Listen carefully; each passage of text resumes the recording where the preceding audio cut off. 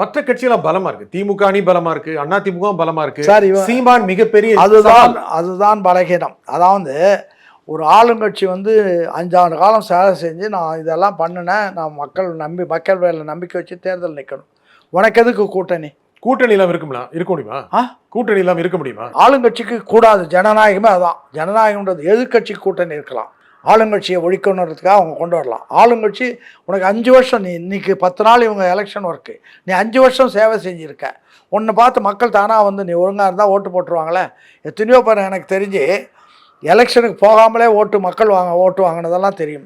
பட்டுக்கோட்டையில் AR மாரிமுத்துன்னு இருந்தார், அவர் பிரஜா socialist இருந்தார், அப்புறம் கம்யூனிஸ்ட்டுக்கு வந்தார். அவர் நின்று அவருக்கு தான் ஓட்டு போடுவாங்க. அவர் எந்த கட்சியில் நின்னாலும் அவருக்கு தான் ஓட்டுவாங்க. காரணம் அவர் மக்களோடு இணைந்து இருந்தவர். அப்படிப்பட்ட ஆட்கள்லாம் இருந்தாங்க, இல்லைன்னு சொல்ல முடியாது. மக்களுக்கு அவங்கள பார்த்து ஓட்டு போடணுன்ற எண்ணம் இருந்தது. அது மாதிரி இன்றைக்கு சூழ்நிலையில் வேறு யாரும் கிடையாது. யார் வருவாங்கன்னு எதிர்பார்த்த போது யாரோ ஒருத்தர் வந்திருக்கார், ஓட்டு போடுவோன்னு போடுவாங்க. யாரோ ஒருத்தர் வந்திருக்கிறார், நீங்க திரு விஜய் சொல்றீங்க. ஆமாம், சினிமாலேருந்து வந்திருக்கிறாரு. என்ன அரசியல் பின்புலம் இருக்கு? அவர் அரசியல் தெரியுமா? அரசியல் செய்திருக்கிறாரா? போராட்டங்கள் கலந்து கொண்டிருக்கிறாரா? இதெல்லாம் மக்கள் நினைப்பாங்களா மாட்டாங்களா? இதெல்லாம் ஒன்று அவங்க கண் முன்னால் இதெல்லாம் தெரியாது. காரணம் இவங்களை பார்த்த கண்களால் அவங்களுக்கு இது இருக்கோ இல்லையோ நம்ம போடுவோம் வந்து செய்வாருன்னு ஒன்று.